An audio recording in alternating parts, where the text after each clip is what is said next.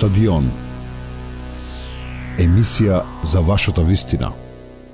Јоев, дали сега се слушаме? Да, се слушаме, добар ден. Докторе, сигурно и вам и дол ви бил, јас сум читал нешто, во Јужна Африка првата трансплантација Кристијан Бернар. Така, беше многу одамна. Да, веројатно и вас тоа ве водело, еве, и вие сте дел од таа успешна историја во медицината. Две трансплантации и двете успешни. Кажете нешто повеќе околу тоа. Како го доживеавте вие, како тече овој процес? Дали кога студиравте, кога специализиравте, сонувавте дека еден ден и ова ќе го направите? Искрено да ви кажам, размислував на тоа дури и кога студирав и кога специализирав. Знаете, мојот проблем беше да се одлучам што да студирам, но кога решив да студирам на медицина и завлегов во неа, знаев дека сакам да одам кон хирургија, особено кон кардија и торакална кардија, торакална хирургија. Во тоа време веќе трансплантацијата на срце некако се устоличуваше, затоа што 67-та година е направена првата трансплантација на срце, потоа се почна со еден ентузијазам кој што брзо спадна. Спадна затоа што тоа срце постојано се отфрлаше. Се отфрлаше затоа што нели организмот го беше сваќал како страно и се уште го сваќа како страно тело, а немаше лек, немаше начин на кој што тој одговор на организмот на некој начин ќе се супримира. Дури во 1980 година се откри циклоспоринот и веќе тогаш промпсно почна да се зголемува бројот на трансплантации во светот, иако мајката на трансплантациите, тоест Универзитетската клиника за кардиохирургија во Станфорд во Америка, се уште одеше полека, а таа ги постави главните постулати генерално во врска со трансплантацијата на срце. Значи, практично од 80-тите години се зголеми нагло бројот на трансплантирани срца, за да потоа се откријат и некои подобри, пософистицирани, помалку штетни лекови од циклоспоринот, иако се уште може да се употребува и тој, но веќе имаме други и помодерни, нели? И практично во тоа време јас некаде во средината на 80-те години и студирав, нели? И ова беше би рекле, веќе навлегуваше технологијата во медицината, а особено и трансплантологијата генерално, така да искрено и во тој период размислував на вакво нешто. Ете се случи нешто што е толку потребно воопшто за пациентите, нели, и што е многу важно за нашата земја да ги следи нормалните европски чекори во медицината. За овој процес кажете ни нешто кратко за овие две трансплантации, пациентите како се чувствуваат, првиот, вториот? Да, пациентите се чувствуваат сосема добро. Ние вчера ги направивме и првите две ендомиокардни, практично не вчера, туку ден пред тоа, ги направивме првите две биопсии ендомиокардни, исто така за прва по нашата република. Биопсија ендомиокардна значи дека се зема парче од натрешноста на срцето, за да се види дали веќе тој организам реагира на тоа срце и полека го отфрла. И вчера веќе ги имавме првите резултати кои говорат дека сме добри, дека се уште не ги отфрлаат, дека лековите добро функционираат и што се однесува до тоа сме многу среќни. Клинички се чувствуваат изворедно овака пациента.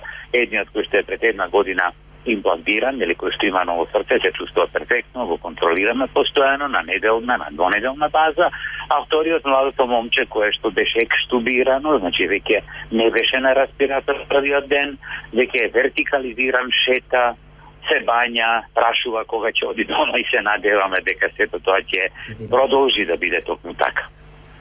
Да кажеме за слушателите и за гледачите колку е битна оваа работа, дека на листата, тоа го каже Јолевски, на оние кои што чекаат да им се трансплантира срце, се наоѓа и пациент 16 години, пациентка. Како?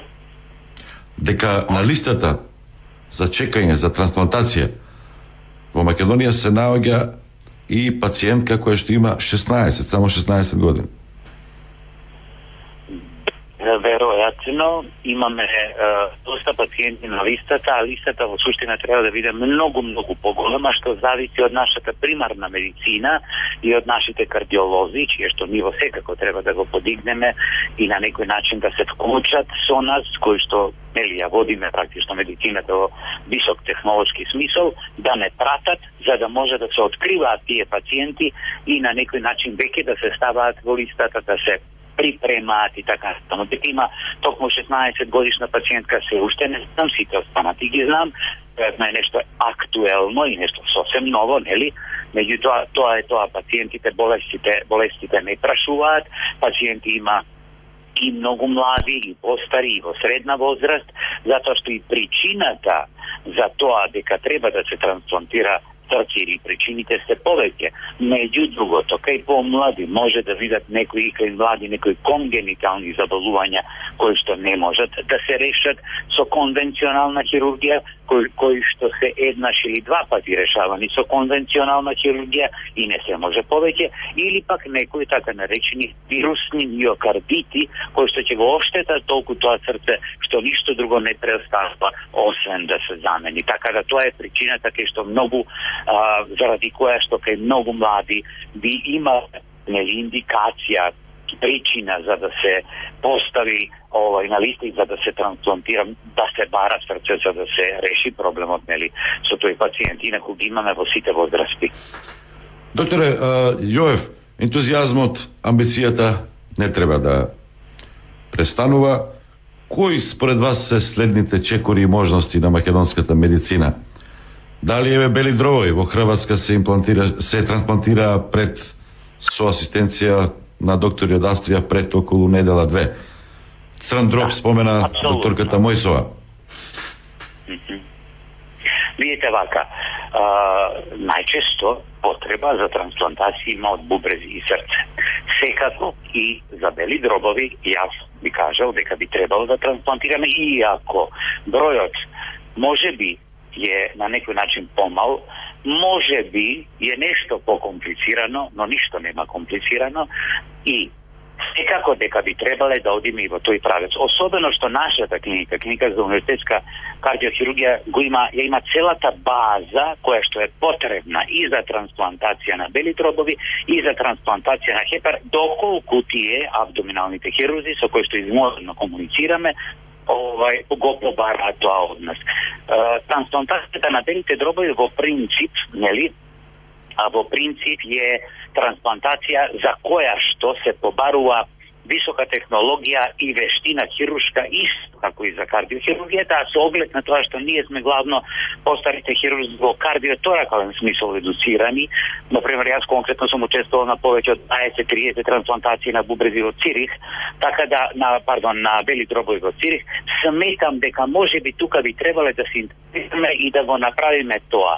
Никој не веруваше дека ќе направиме трансплантација на срце, никој не веруваше дека ќе направиме многу работи кои што секаде во моментов се state of art и се прават, а ги направивме. Треба да се сака, треба правите луѓе да го прават тоа, ентузијастите, оние што сакаат да работат, учат, правите луѓе треба да го водат сето тоа и секако се може. За мене трансплантацијата на бели дробови, иако може би не би требало да биде рутина како бубрезите и срцето, може да се направи кај нас и лично сметам, а во многу комуникации со клиниката за торакална хирургија, дека ние како клиника за кардиохирургија, кои што сме на некој начин братски клиники, би можеле да помогнеме, особено еве јас со сопственото искуство и некои од моите колеги, дека тоа треба да се направи и треба да се направи токму нас, за да уште повеќе одиме напред. Ово што кажувавте за успешните трансплантации, за пациентите кои што закрепнуваат и нормално почнуваат да живеат. Само дека силна порака во јавноста за да се отвори и да се востанови оваа тема која што за жал не беше присутна порано. Која е вашата порака до луѓето кои што не слушаат околу донирањето? Како да се подигне свеста за тоа? Мојата порака е следната. Иако ова се комплицирани и тешки работи, ние веќе одиме многу напред. Значи, ние со малите искуства, да не речем бубрезите, трансплантацијата на бубрези веќе спаѓа во групата. Нашите доктори се сосема спремни и многу искусни во тоа. Меѓутоа и со малите искусства трансплантација на срце и во иднина за самите ние сме многу поспредни од бројот на оние кои што ги направивме. Што значи дека сметам дека овој дел медицинскиот ќе го тераме одлично. Потребно е да се подигне на максимално ниво свеста на граѓаните и да се види дека со донаторство се спасуваат многу животи. Вие само со последното донаторство видите колку животи спасивме. Затоа сметам дека засега многу одлично координаторката што е кај вас за трансплантација национална го води, тоа ти е наедуцирана во смисол, меѓутоа треба да се поттикнат сите медиуми и самото министерство начело со нашата координаторка за трансплантација да тоа толку се популаризира што да на некој начин стане скоро нормално дека голем дел би донирале за да спасат други животи, затоа што е тоа толку хумано и толку потребно, Еве, веројатно ви кажа и самата наша координаторка доктор Мојсо дека токму во нашите земји, Хрватска и Словенија, блиските наши земји, бројот на трансплантирани органи е по глава на жител најголем. Тука помага и политиката, тука помагаат и медиумите и верувајте, со оглед на тоа што имам екстремно блиски контакти со Хрватска, црквата таму многу помогна да се убеди населението дека тоа е тоа, дека навистина ништо поубаво и похумано нема од тоа да се спасат со еден живот неколку, 4, 5, 6 животи. И за крај само дигитализација, едно футуристичко прашање. Зборуваме за дигитални вакцини, Pfizer, Moderna. Дали механичко срце може да замени живо срце? Можно ли е дигитално срце? Може да замени. Сега. Механичките срца се добри, но се уште има многу компликации од нив. Видете вака сега. Кога е првото механичко срце ставено? Кога човекот отиде на месечи. На чистиот ден, кога американската влада ги прати своите астронаути на медицината, таткото на срцевата хирургија дебелки отиде кај Кенеди и му рече: ова го направивте, сега дајте ми да направам вештачко срце, затоа што тоа е исто од прилика. И така почна целиот процес, меѓутоа требаше многу повеќе време, изгледа не беше така едноставно. Во моментот имаме изворедни девајси кои што на долг рок можат да помогнат и да го продолжат животот. Едноставно да се живее со вештачко срце набргу. Тие ќе станат помали, тие ќе станат без оние надворешни нивни девајси кои што ги управуваат, значи нема ништо на самиот организам.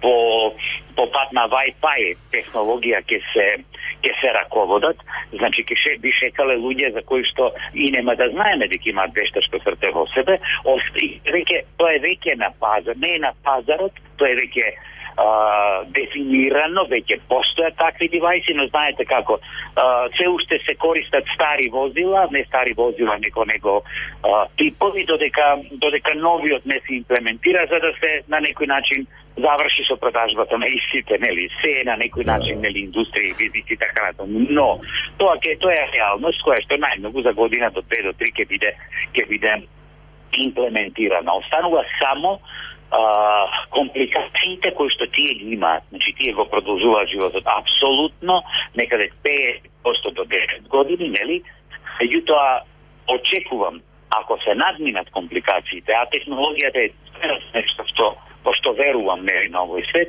е дека низната нетрајност, туку надминувањето на евентуалните компликации ќе биде се помало и дека во голема мерка ќе можат да ја заменат трансплантацијата на срце. Но за сега трансплантацијата на срце останува суверена метода која што ќе спаси живот, ќе овозможи апсолутно нормален квалитет на живот во оној период додека се живее.